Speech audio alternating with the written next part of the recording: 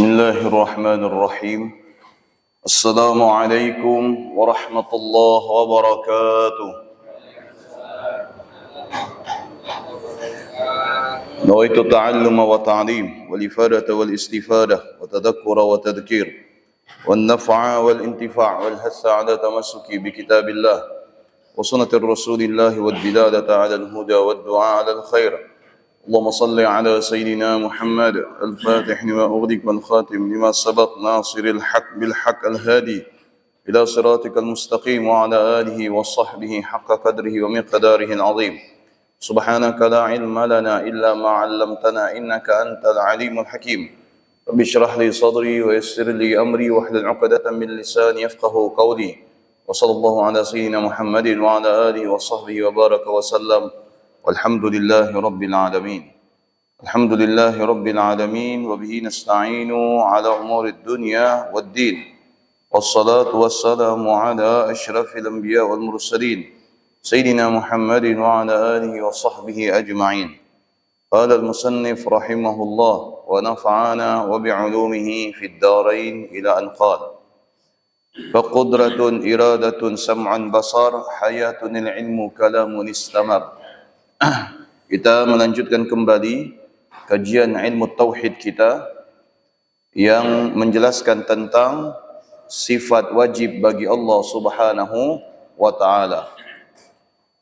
Sifat wajib bagi Allah yang berjumlah 20, yang artinya adalah wajib ada di dalam zatnya Allah Subhanahu wa taala.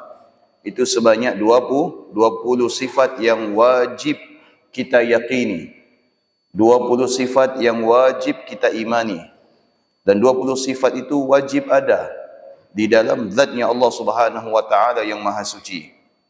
Dan kemudian oleh ulama dibagi menjadi 4 bagian, yaitu sifat nafsiyah, sifat salbiyah, sifat ma'nawiyah, dan sifat ma'ani. Dan kesemua sifat itu telah kita pelajari, dan pada akhirnya sampailah kita kepada tatimmatu as-sifat umuman tanqasimu ila 4 aqsam, yaitu untuk menyempurnakan pemahaman kita secara global, artinya secara ke-20 sifat wajib bagi Allah Subhanahu wa taala yang terbagi menjadi 4 itu, ya, nafsiyah, salbiyah, ma'nawiyah dan ma'ani. Maka untuk menyempurnakannya secara umum dibagi menjadi 4 lagi. Ya, dibagi menjadi 4. Tapi yang 4 ini bukan maksudnya adalah nafsiyah, salbiyah, ma'nawiyah dan ma'ani, tidak. Tapi 4 ini hanya untuk memudahkan kita, ya, membagi 20 sifat wajib bagi Allah Subhanahu wa taala itu menjadi 4 agar memudahkan pemahaman kita terhadap sifat-sifat yang layak ada di dalam zatnya Allah Subhanahu wa taala. Nah, sebagaimana yang kita ketahui tentang jati diri kita, ya, bahwasanya di dalam diri kita ini ada yang namanya apa? Kemampuan. Ya, kemampuan itu terbagi menjadi 2. Kemampuan berfikir, ya, dan yang kedua adalah ada kemampuan secara otot dan tenaga. Ada orang yang memiliki kemampuan secara berfikir tapi tidak memiliki kemampuan secara otot atau tenaga. Ada orang memiliki, ya, kemampuan secara otot dan tenaga tapi tidak memiliki kemampuan secara berfikir.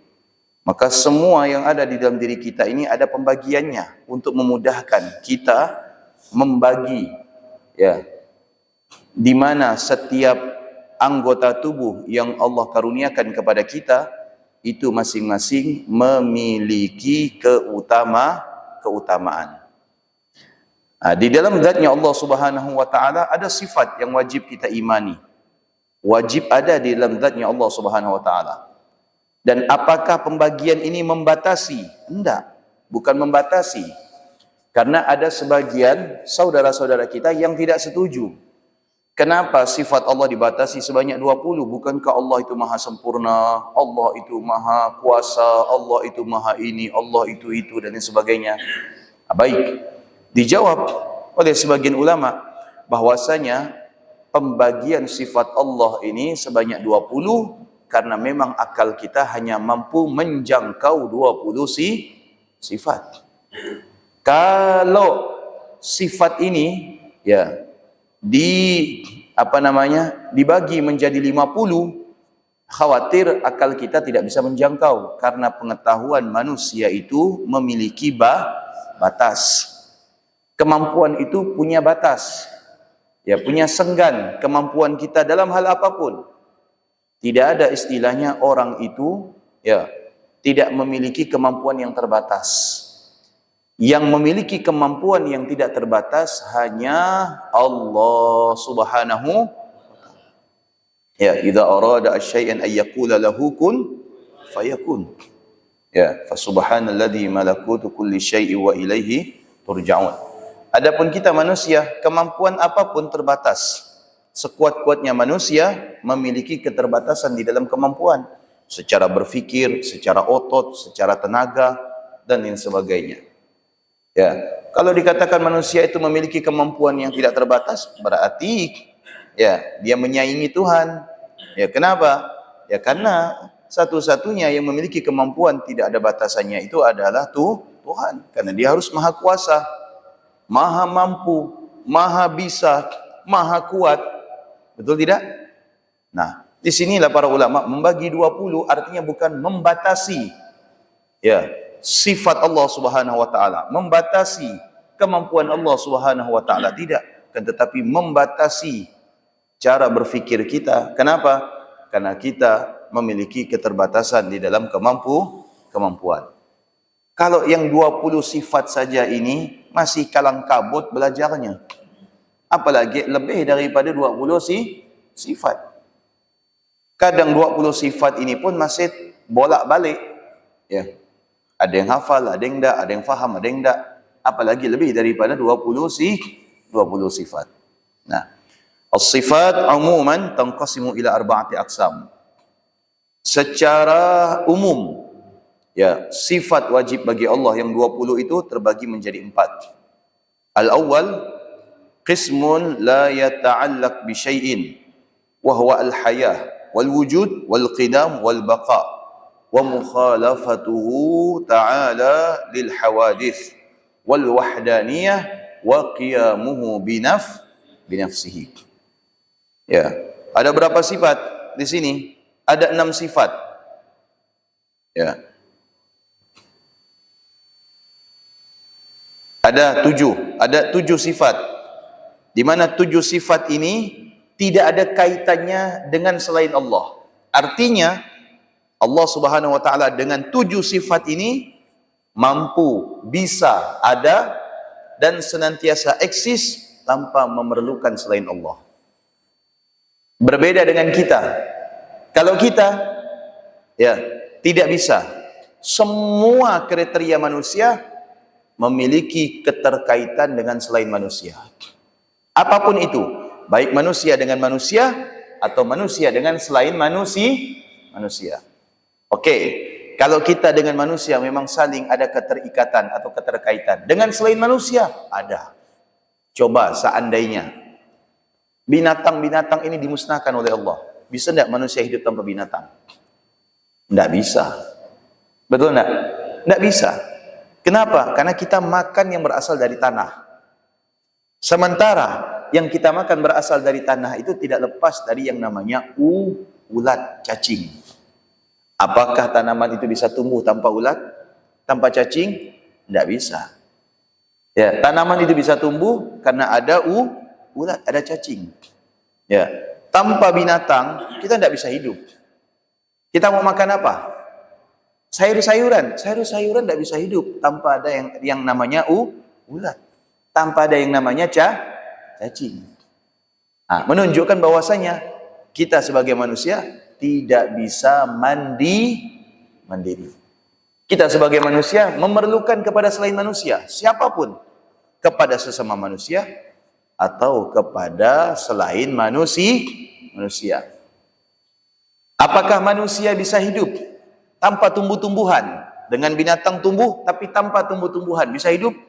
Tambah tidak bisa lagi. Karena kita perlu yang namanya tumbuh-tumbuhan, sayur mayur, buah-buahan dan sebagainya. Tidak bisa. Ya, menunjukkan bahwasanya kita manusia ada keterikatan dengan makhluk yang lain, ciptaan Allah Subhanahu wa taala yang lain. Tapi Allah Subhanahu wa taala tidak demikian. Allah tidak sama dengan makhluk. Bagaimana?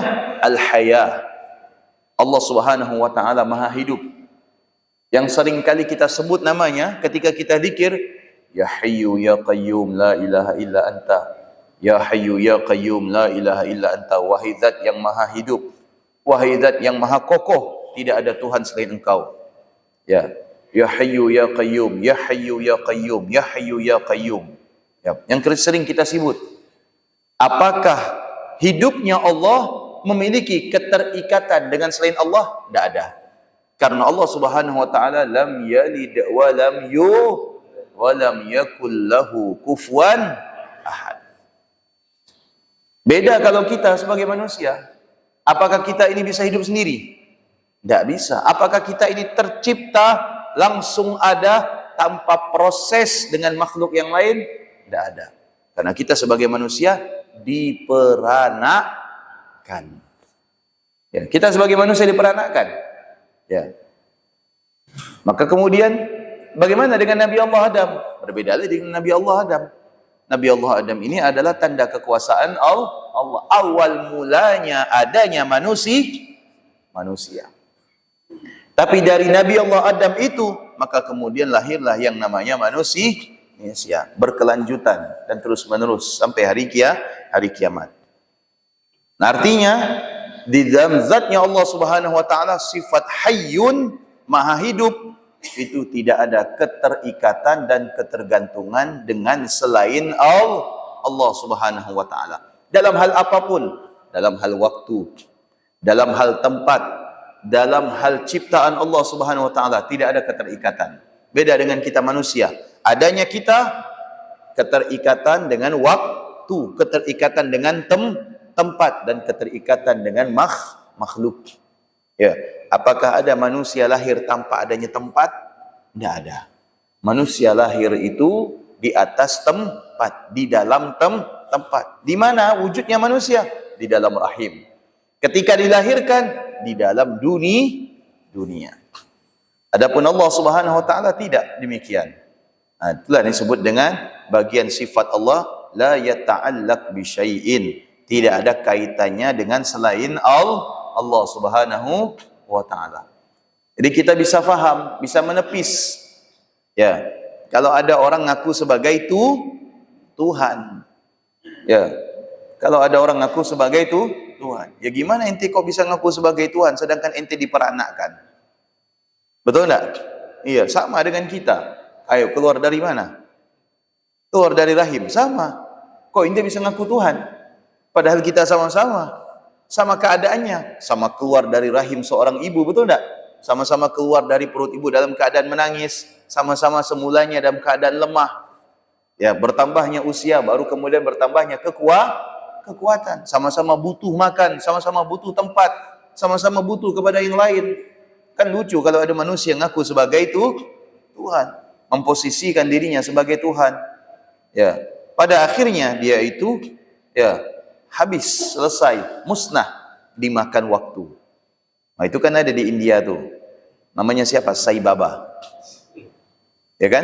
Ngaku sebagai Tuhan. Oh, segala macam kesaktian itu diperlihatkan. Ngeluarkan emas dari mulut. Ya. Kemudian apa? Menggandakan uang. Kemudian apa? Orang sakit itu disentuh saja sembuh. Orang lumpuh disentuh sembuh. Konon katanya ada yang mati itu dihidupkan kembali. Mati gak akhirnya dia? Ujung-ujungnya dia tak ada hidup. Nah, mungkin itu ya marah Israel loh. Orang dah mati dihidupkan sama dia. Udah berarti umurnya dia itu dikasih ke orang yang mati itu. Akhirnya dia mati. Barangkali sebenarnya panjang umur dia. Tapi kerana dia hidupkan orang itu, jadi umur tu diambil untuk orang itu. Berkuranglah umur lah. Ya. Oh ya, ada lagi dia cerita. Ya. Kalau ada warga India itu, pesawatnya hampir jatuh. Tiba-tiba Sai Baba datang. Oh, Sai Baba datang menyelamatkan pesawatnya. Allah, saya bilang. Jadi ingat film Ultraman pula, ya tak? Tak tahu lah Ultraman Leo ke Ultraman apa jenis ini. Ya, pesawat tu tiba-tiba mau jatuh, datanglah Sai Baba, bantu pesawatnya, dipegang pesawatnya. Akhirnya stabil lagi pesawatnya tu. Okey, anak kita pula main pesawat begini modelnya. Tak bisa manusia memposisikan dirinya sebagai Tuhan. Tak bisa dalam hal apapun. Oh, kesaktian. Kita bisa lihat kesaktiannya sampai di mana. Kalau kesaktiannya ada, kesaktiannya itu memiliki batas. Senggan. Paling saktinya di mana? Paling saktinya di Pontianak. Lewat Sungai Kapuas, hilang dah saktinya. Apa dia pergi ke Ketapang? Kata orang lah, ya tak? Ya. Oh, dia kuat. Kekuatannya punya keterbatasan. Tidak ada yang bisa menyaingi, jangankan mengalahkan, menyaingi kekuatannya Allah Subhanahu wa taala.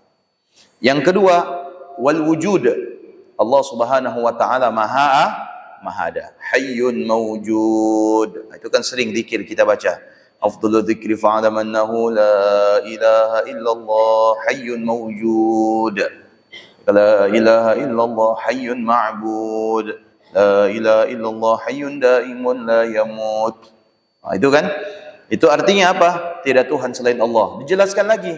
Siapa ini maksud dengan Allah? Hayyun mawjud, yang maha hidup dan yang maha ada. Ya.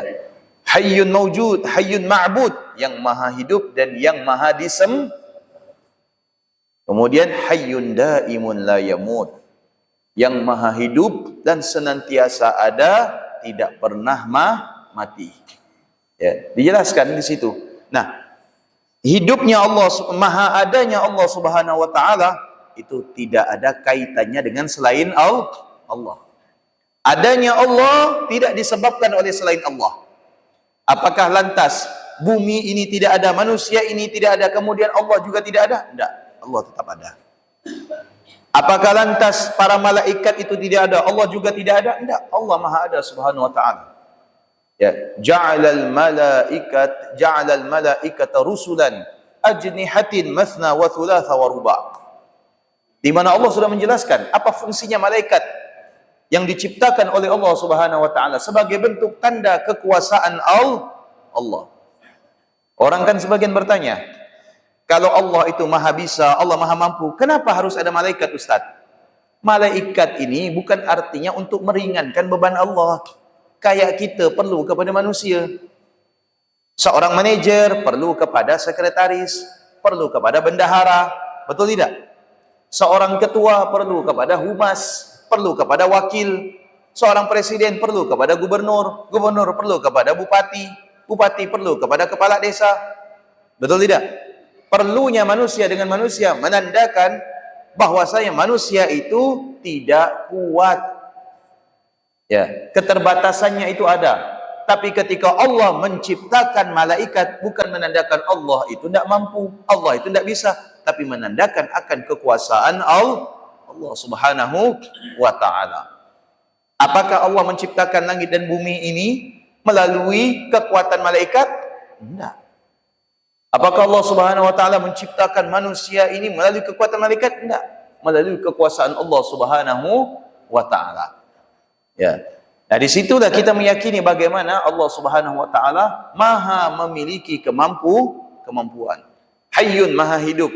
Hidupnya Allah tidak ada kaitannya dengan selain Allah.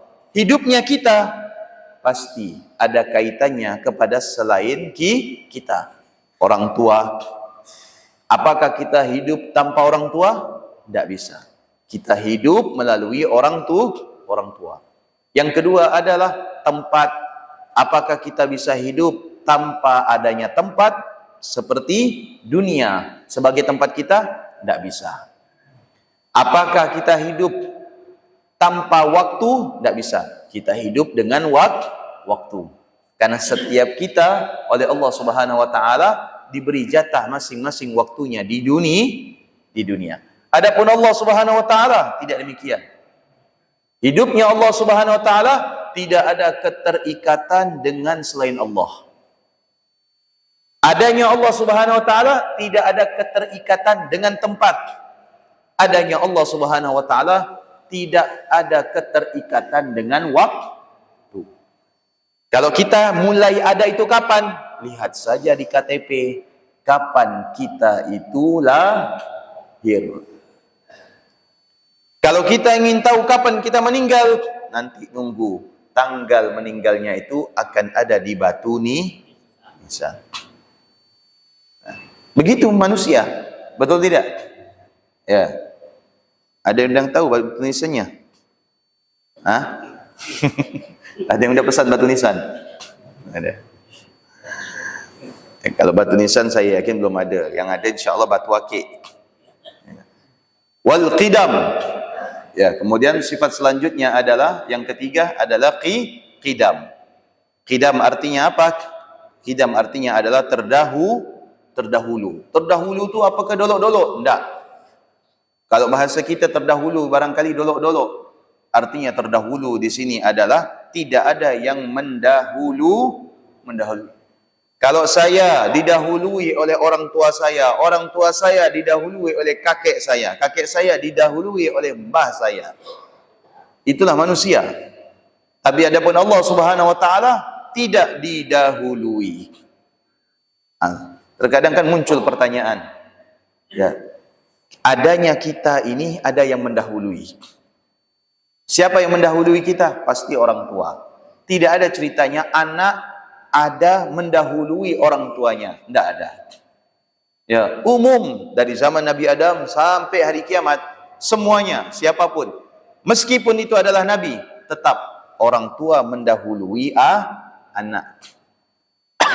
Adanya orang tua itu lebih dahulu daripada anak. Tidak sebaliknya. Karena ini sudah merupakan sunnatullah subhanahu wa ta'ala. Ya. Tapi di dalam zatnya Allah tidak boleh kita terapkan hukum yang sama. Berarti kalau Allah itu ada yang mendahului, tidak bisa. Kenapa? Karena Allah memiliki sifat qidam.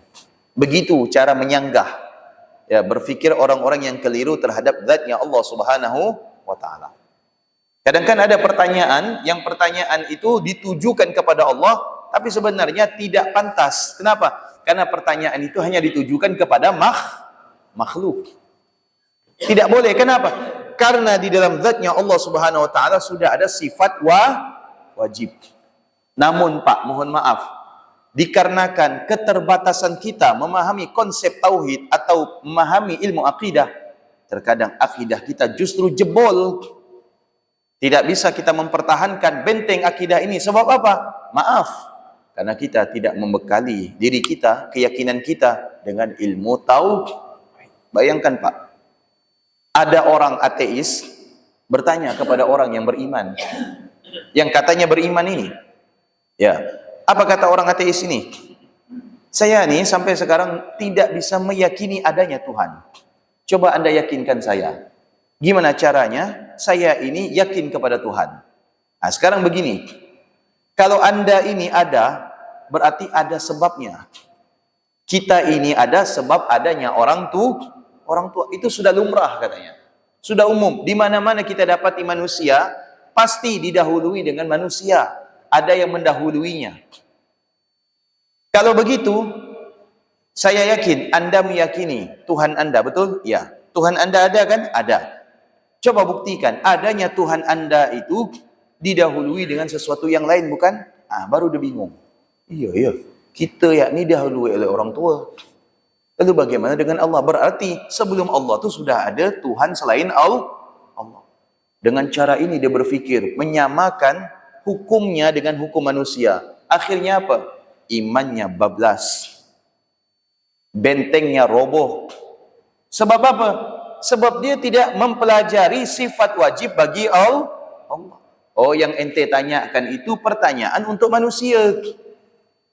Tidak bisa dipertanyakan kepada Tuhan. Di dalam zatnya Allah tidak boleh ada pertanyaan seperti itu. Kenapa? Karena Allah memiliki sifat qidam. Artinya adalah terdahulu. Apa yang paling lama di dunia ini? Angkasa. Lebih dahulu Allah. Apa yang lebih lama di dunia, di alam semesta ini? Planet. Lebih dahulu Allah. Apa yang paling lama di dunia ini? Malaikat. Lebih dahulu Allah Subhanahu wa ta'ala. Tidak ada. Adanya sesuatu itu tidak ada yang mendahului Allah Subhanahu wa ta'ala. Setiap yang ada kita lihat ini, angkasa, planet, apalagi langit, bumi, matahari, bintang, meteor, semuanya itu ya adanya setelah adanya Allah Subhanahu wa ta'ala. Jelas ya? Begitu cara kita membentengi akidah. Ya.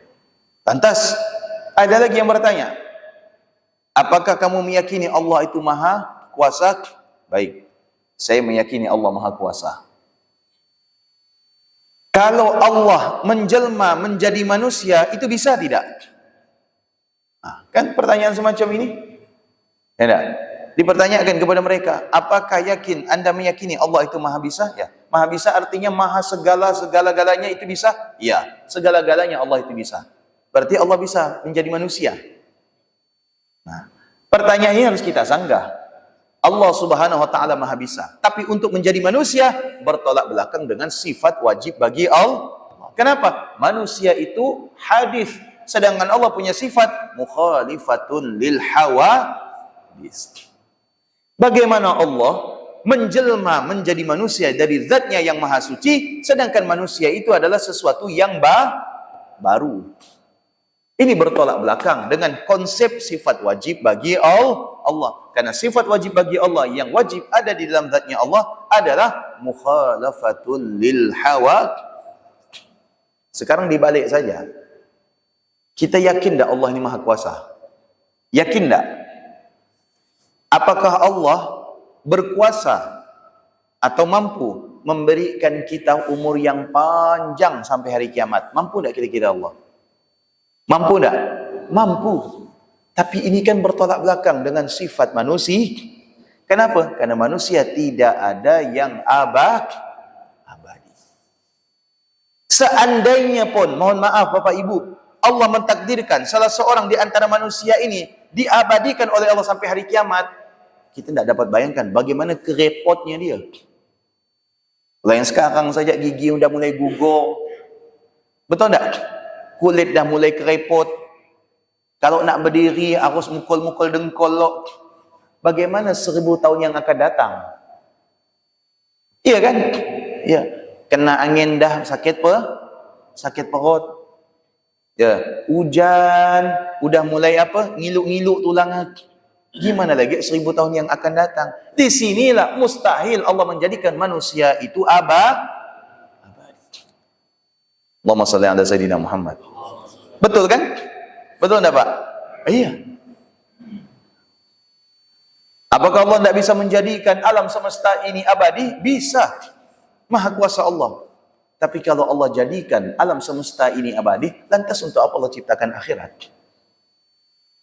Ya, bukankah Allah mengatakan wal akhiratu khairul laka minal ula. Wal akhiratu khairu wa abqa. Bukan mustahil Allah menciptakan dunia ini selama-lamanya. Tapi kalau diciptakan dunia ini selama-lamanya, lantas untuk apa Allah ciptakan akhirat? Lantas untuk apa Allah berfirman di dalam Al-Quran, iqtarabatis sa'ah wa insyaqqal qamar. Telah dekat hari kiamat. Ya, al-qari'atu mal qari'ah wa ma adraka mal idza waqa'atil waqi'ah laisa liwaq'atiha kadhibah. Menceritakan tentang hari kiamat. Kalau dunia ini diabadikan oleh Allah, dijadikan abadi oleh Allah Subhanahu wa taala, lantas untuk apa Allah menceritakan bagaimana kiamat di dalam Al-Qur'an? Padahal sudah menjadi sunnatullah, semua yang ada di dalam Al-Quran itu akan terjadi. Di sinilah menandakan bagaimana Allah itu menepati janji sama dengan sesuatu apapun yang kita ketahui Allah tidak demikian. Karena yang demikian sesuatu itu adalah makhluk. Wal wahdaniyah. Allah Subhanahu wa taala itu maha tunggal, esa. Tidak ada kaitannya dengan selain Allah Subhanahu wa taala. Manusia tidak bisa tunggal. Manusia tidak bisa esa. Kenapa? Karena manusia memiliki keterikatan dengan selain manusia. Oh, dia tunggal Pak Ustadz. Maksudnya tunggal gimana? Ya, tunggal dia tidak ada beradik, cuma satu orang. Belum bisa dikatakan tunggal. Kenapa? Karena memiliki orang tua. Ya.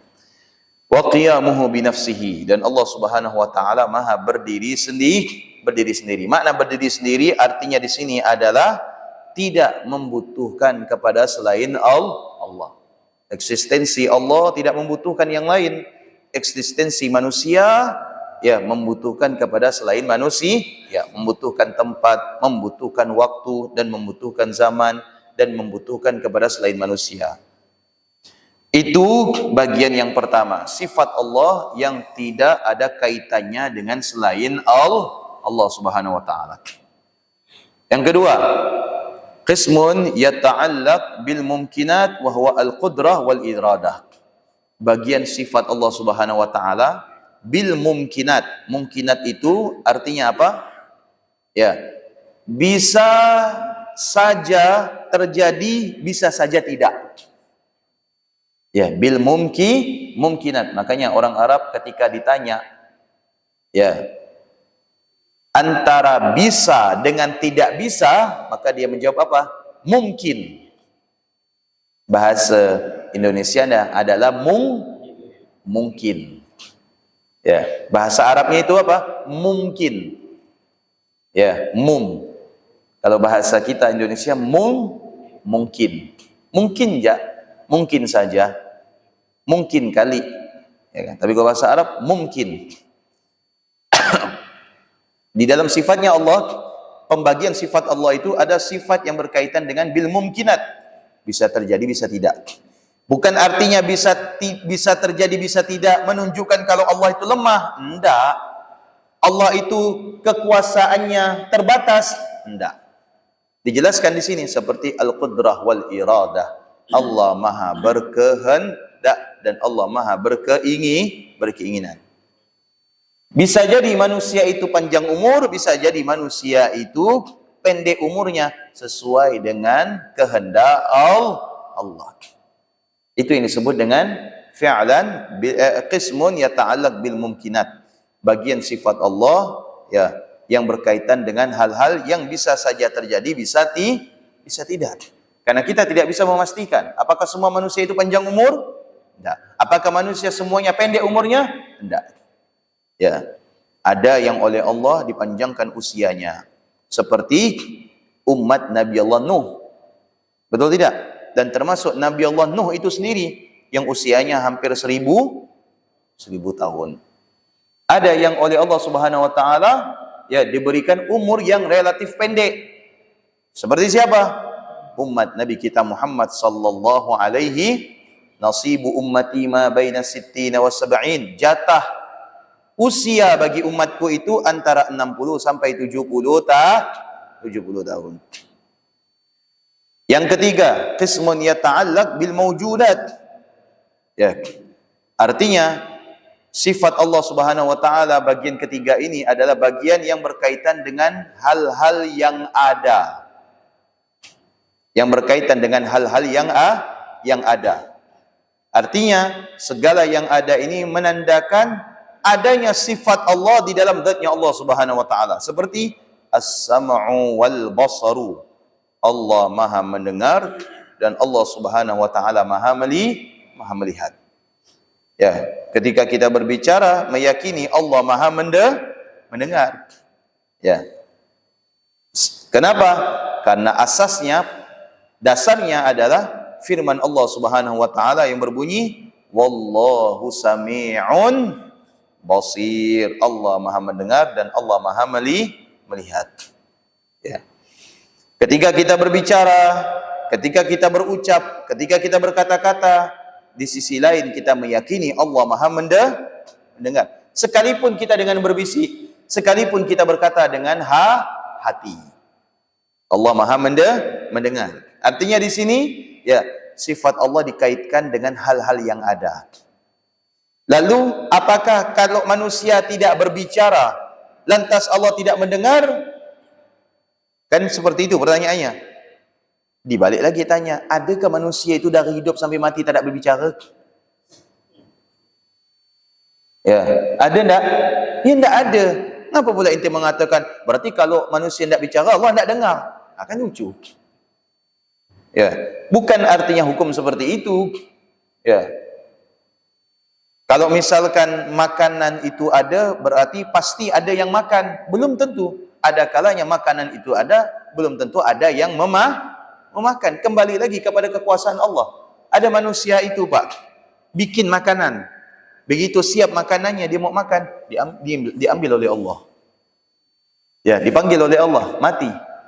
Berarti menandakan bahwasanya tidak setiap makanan itu harus ada yang memakan. Makanan itu ada, berarti ada yang memproses. Tidak ada makanan itu begitu saja ada. Nasi goreng ada, pasti ada yang memasak. Bubur ada, pasti ada yang membuat. Tapi tidak mesti makanan itu ada, pasti ada yang memakan. Ada orang yang bertanya, kalau manusia tidak berbicara, berarti Allah tidak mendengar. Kenapa? Karena Allah mendengar setiap manusia yang berbicara. Bukan gitu maksudnya. Ini adalah untuk memberikan rasa taat, takut, iman kita kepada Allah. Setiap apa yang kita bicarakan, dengan cara apapun, dengan cara bisik, dengan cara merekam, dengan cara telinga ke telinga, dengan cara hati, semuanya didengar oleh Allah Subhanahu wa taala. Basirun, Allah Subhanahu wa taala Maha melihat.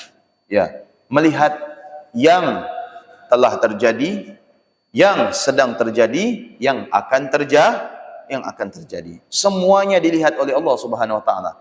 Yang terang, yang jelas, yang tersembunyi, yang disembunyikan, ya semuanya dapat dilihat oleh Allah Subhanahu wa taala. Yang dekat, yang jauh, yang atas, yang bawah, yang belakang, yang depan, semuanya dapat dilihat oleh Allah Subhanahu wa taala. Yang terakhir, ar-rabi', qismun yata'allaq bil wajibat wal jaizat wal mustahilat wa huwa al-ilmu wal kalam. Bagian yang berkaitan dengan apa? Sifat wajib bagi Allah. Ya, sifat wajib bagi Allah. Jumlahnya ada berapa? Ada 20.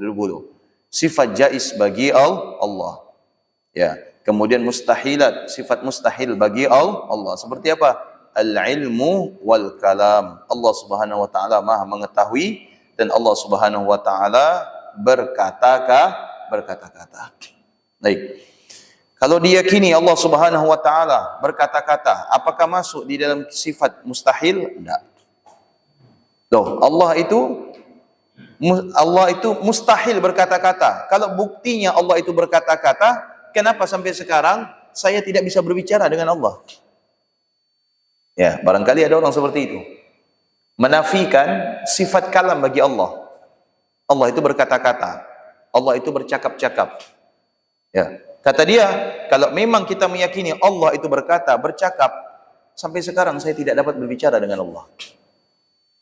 Ya. Maka dijawab dengan apa? Pertama, firman Allah Ta'ala yang berbunyi, wa kallamallahu Musa taklima. Sudah ada di dalam Al-Quran. Ya, bukti konkret di antara sekian banyak makhluk yang berbicara, berdialog dengan Allah, yaitu Nabi Allah Musa. Kenapa saya tidak dapat berbicara dengan Allah Subhanahu wa taala? Baik. Kalau misalkan persepsi Anda berbicara dengan Allah itu harus sama berbicara dengan manusia, face to face. Ya, muka ke muka, betul? Dengan suara yang dihasilkan dari pita yang berada di dalam tenggorokan. Kemudian harus dengan bantuan lisan dan mulut. Maka berarti Anda meyakini Allah itu sama dengan makhluk. Sedangkan Allah sudah menyatakan dirinya laisa kamitslihi syai'un wa huwas sami'ul basir. Lantas bagaimana saya bisa berbicara dengan Allah? Allah sudah menyiapkan media, cara agar kita bisa berbicara dengan Allah. Bagaimana caranya? Melalui doa. Ya, karena Allah Maha mendengar. Anda ingin berbicara dengan orang, ya, karena Anda meyakini orang itu mampu mendengar. Kalau orang tidak punya kemampuan untuk mendengar, apa bisa kita ajak bicara? Bisa tak kita ajak bicara? Tak ada gunanya. Betul tak? Ada orang tuli. Kita tahu satu kampung ni kalau dia tuli, nak kita nasihati dia empat mata. Ada manfaatnya tak? Tak ada manfaatnya. Ya. Kenapa? Kita tahu apapun yang kita ucapkan tidak akan didengar. Ya. Adapun Allah Subhanahu wa taala, sekalipun ya, kita tidak dapat ya mengira bahwasanya cara berbicara dengan Allah tidak sama dengan cara berbicara dengan makhluk, tetap Allah Subhanahu wa taala Sami'un, Maha mendengar. Maka kalimat, ucapan, kata-kata kita, permintaan kita, permohonan kita, keluh kesah kita, sampaikan melalui doa. Sampaikan melalui ibadah. Solat, baca Quran, itulah cara kita berdialog dengan Allah Subhanahu wa taala. Kalau kita ingin dialog dengan Allah sebagaimana kita dialog dengan manusia, harus face to face dan sebagainya, berarti kita sama memposisikan Allah dengan makhluk. Naudzubillah. Ya. Itulah 4 pembagian sifat wajib bagi Allah Subhanahu wa taala. Faidatun wa ma'na at-ta'alluq anna as-sifat ya tatatallaba syai'an zaidan, tatlubu syai'an zaidan ala kaunid dzat muttasifah biha bima'na anna laha wadhaif ghaira qiyamiha bidzat. Ketahuilah makna at-ta'alluq, kaitan tadi, jangan kita artikan kaitan ini berarti ketergantungan. Ya, atau perlu dan butuh. Enggak. Sekali lagi enggak. Dikatakan di sini keterkaitan atau keterikatan di sini adalah untuk mudah memahami. Adalah dijadikan sebagai contoh. Bukan artinya berarti Allah kalau tidak ada yang menyembah, tidak ada yang beribadah, lantas Allah bukan Allah. Enggak. Sudah Allah katakan, seandainya semua manusia dan jin berkumpul dari awal sampai akhir, tidak ada yang beriman kepadaku, niscaya tidak mengurangi kekuasaanku, tidak akan mengurangi keluhuranku. Kata Allah Subhanahu wa taala dalam hadis qudsi, sudah Allah jelaskan. Ya, tapi ini maksud di sini, keterkaitan di sini adalah memudahkan kita untuk memahami tanpa ya mengaitkan Allah itu ada, harus ada dengan selain Allah Subhanahu wa taala. Anna sifat tatlubu syai'an zaidan ala kaunid dzat muttasifatan biha. Ada kalanya Pak, sifat itu ada kalanya sifat itu ada tuntutan bahwasanya yang memiliki sifat itu harus ada. Saya kasih contoh, misalkan kita melihat masjid ini ada. Adanya masjid ini berarti ada yang membangun, ada yang membuat, ada yang mendirikan. Betul? Ya. Masjid ini sebagai sifat. Hasil daripada sifat masjid ini adalah adanya yang membangun. Yang membangun siapa? Misalkan seorang insinyur atau seorang arsitek atau tukang. Tidak mungkin masjid ini ada tanpa ada yang mendirikan atau yang membangun. Oh, Allah itu maha ada. Betul. Allah itu maha mengetahui. Betul. Allah itu maha kuasa. Allah maha berkehendak. Lantas mana buktinya? Ni alam semesta. Ya. Bukti bahwasanya Allah itu ada. Alam semesta ini adalah bagian daripada sifat kekuasaan Allah. Untuk membuktikan yang memiliki kekuasaan yaitu Allah Subhanahu wa taala. Famathalan al-qudrah tatatallaba maqduran tu'athir fihi. Seperti maha kuasa, al-qudrah tatatallaba maqduran, menuntut bahwasanya kalau maha kuasa itu benar-benar kuasa, maka mari kita buktikan Allah maha kuasa di antara tanda kekuasaan Allah yaitu mematikan manusia pada waktunya. Mematikan manusia pada waktunya dan mampu mematikan manusia secara bersamaan. Tanda kekuasaan Allah menjadikan manusia itu yang semulanya tiada menjadi ada. Tanda kekuasaan Allah itu mampu bagaimana menerbitkan matahari pada waktunya dan menenggelamkan pada waktunya, menerbitkan bulan pada waktunya dan menenggelamkan pada waktunya. Ya. Wal ilmu yatatallabu ma'luman munkashifan wa mutajalliyan yu'lam. Adapun sifat maha mengetahui bagi Allah Subhanahu wa taala menuntut sesuatu yang diketahui. Sesuatu yang diketahui ini munkashifan, semuanya itu tidak ada yang tertutup, terbuka. Pengetahuan Allah Subhanahu wa taala terhadap segala sesuatu itu tidak ada yang tertutup, semuanya terang benderang. Munkashifan, terbuka. Pengetahuan kita terhadap sesuatu itu ada yang terbuka, ada yang tertutup. Yang tertutup ini ada kalanya kita harus buka dulu supaya kita mengetahui. Contoh, misalkan tudung saji identik dengan lauk di dalamnya. Apakah kita pasti tahu lauk apa saja yang ada di dalam tudung saji? Tidak tahu. Harus kita buka, baru kita ketahui. Tapi bagi Allah, sekalipun itu tidak dibuka, Allah maha mengetahui. Ada kalanya untuk mengetahui manusia itu, kita harus mengetahui dulu dari kriterianya. Kalau kita baru mengenal orang, belum tahu kita hakikatnya. Kecuali apa? Kita ketahui dulu daripada sifatnya. Oh, dia ni kalau diajak ngomong mudah marah, berarti dia ni pemanas. Betul tak? Ya. Tapi Allah Subhanahu wa taala tanpa orang itu menampakkan amarahnya, Allah maha mengetahui seseorang itu kapan marah dan kapan dia itu tidak marah. Jelas ya? Wal iradah tatatallabu amran yakuna muradan wa mukhtaran duna ma yuqabiluhu.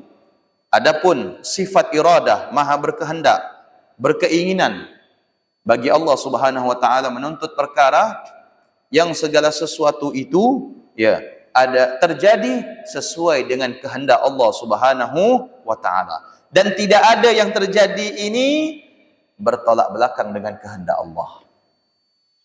Kalau kita sebagai manusia tidak memiliki sifat iradah, karena ada kalanya sesuatu itu bukan atas kehendak kita, terutama sesuatu yang tidak kita inginkan terjadi.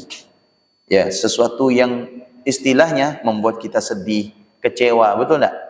Ya, na'udzubillah. Seperti kecelakaan kereta api itu kan. Mamajirna min musibah wa lufna khairan min Allahumma fir lahum warhamhu wa'afi wa'fu anhu. Apakah ada orang yang berkeinginan terjadinya kecelakaan seperti itu? Tidak ada. Baik korban atau keluarganya. Ya kan? Nah, kalau memang itu akan terjadi, misalkan belum terjadi ini, akan terjadi, apakah kita berkeinginan? Tak mau kita.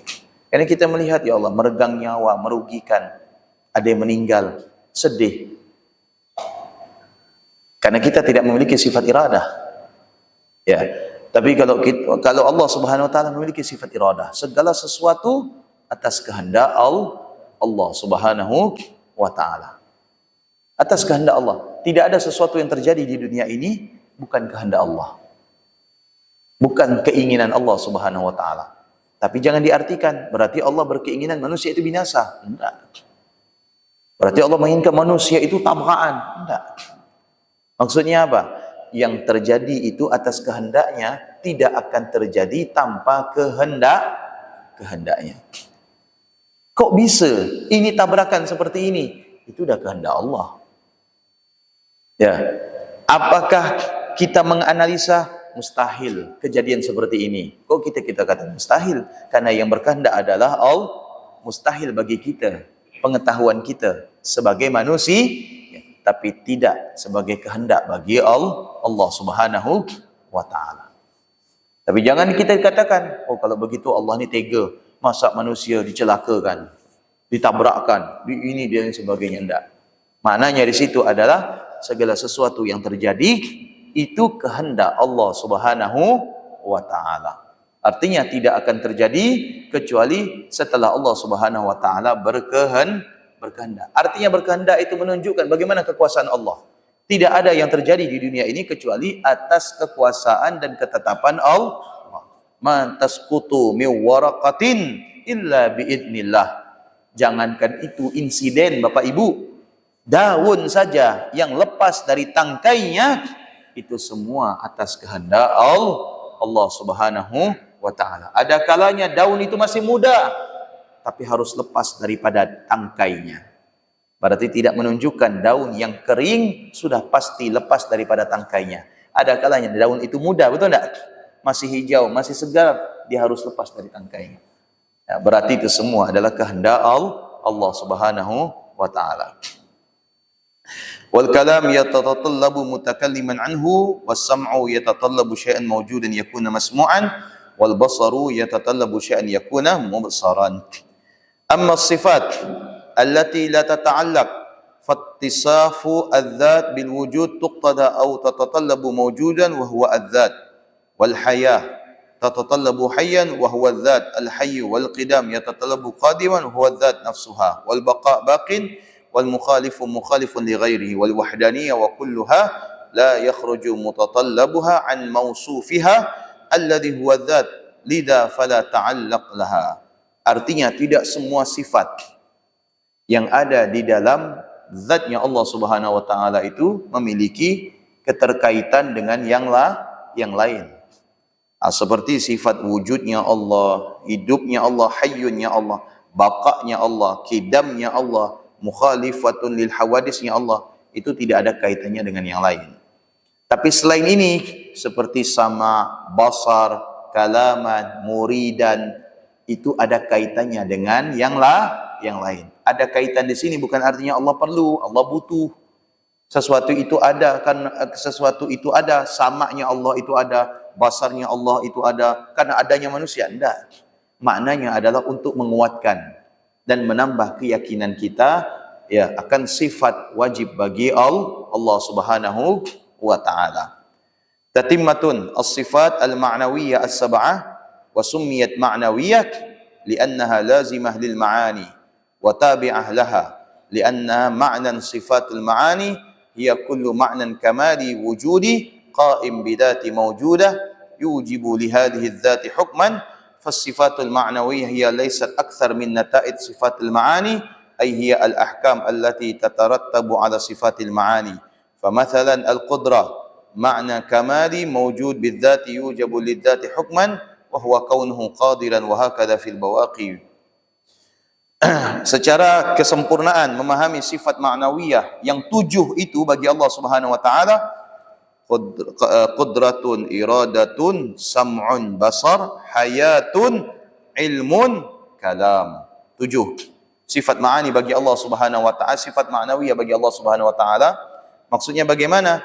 Disebut dengan sifat ma'nawiyah dikarenakan disebabkan sifat ma'nawiyah ini adalah membuktikan adanya yang disifati. Ya. Kalau misalkan dikatakan Allah itu maha berkehendak, maka kita harus membuktikan bagaimana kehendak Allah. Kalau dikatakan Allah Subhanahu wa taala itu maha qudrah, mampu, bisa, maka harus kita buktikan melalui sifatnya ya bagaimana kemampuan dan Allah Subhanahu wa taala itu maha bisa. Maka mustahil kita mengatakan bahwasanya Allah itu maha berkehendak tapi kita tidak membuktikan kehendaknya Allah. Tidak bisa meyakinkan dengan kehendaknya Allah. Bagaimana caranya? Untuk meyakinkan diri kita sifat kehendak iradah bagi Allah Subhanahu wa taala. Makanya Pak Bu, ada kalanya orang itu meyakini Allah dengan sifatnya namun bila belum bisa mampu meyakinkan dirinya dengan sifat Allah Subhanahu wa taala. Ada kalanya orang itu ya meyakini Allah itu maha kuasa. Wallahu ala kulli syai'in, itu dibaca terus. Di dalam solat, di dalam doa, dalam munajat, di dalam Al-Quran dibaca terus. Tapi na'udzubillah, begitu dia diuji oleh Allah, Ya, lalu dia berkata apa? Kok bisa seperti ini? Kenapa terjadi? Ada apa? Betul tak? Ada orang seperti ini kan? Ya. Padahal di sisi lain dia telah membaca ayat Allah, wallahu ala kulli syai'in qadir. Kok bisa seperti ini? Ya bisa, karena kehendak Allah. Kenapa bisa terjadi? Ya bisa terjadi karena sudah ketetapan Allah Subhanahu wa taala. Ya. Ada kalanya kita itu melihat sesuatu di luar nalar kita, lalu kemudian ya tidak kita ukur dengan apa kekuasaan Allah. Kita hanya mampu mengukur sesuatu dengan nalar kita. Sudah dikatakan kalau nalar kita ini terbatas dan kita harus menyerahkan segala sesuatu itu kepada Allah. Konteksnya adalah la haula wala quwwata illa billah. Ini kok bisa insiden seperti ini? Padahal ini udah kuat, ini canggih dan semua. Mau gimana lagi? Semua itu sudah kehendak Allah. Padahal canggih, Pak Ustaz. Ini ada sensornya, ini alatnya otomatis, ini ada ini tahan ini. Ya, kata kita.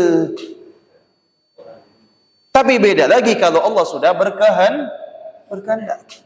Kalau kata kita, Nabi Musa dikejar Fir'aun, bingung mau lari ke mana? Di depan ada laut, di belakang Fir'aun. Kalau kata kita, dah lah nyerahkan diri lah, betul tak? Tak mungkin pula berenang. Dapat tetap.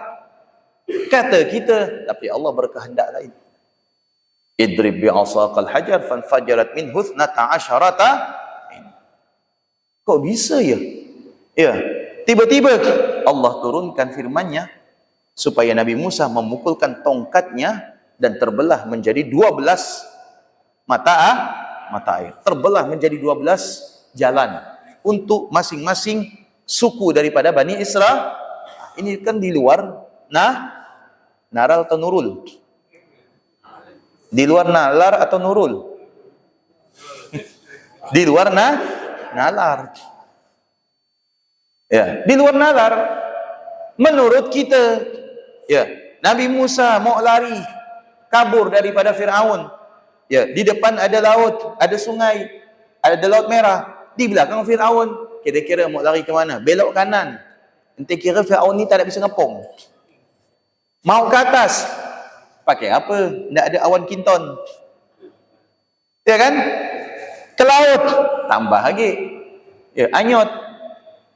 Menurut kita, dalam mau tak mau nyerahkan, tapi Allah tidak demikian. Allah menjaga kehormatan Nabi Allah Musa.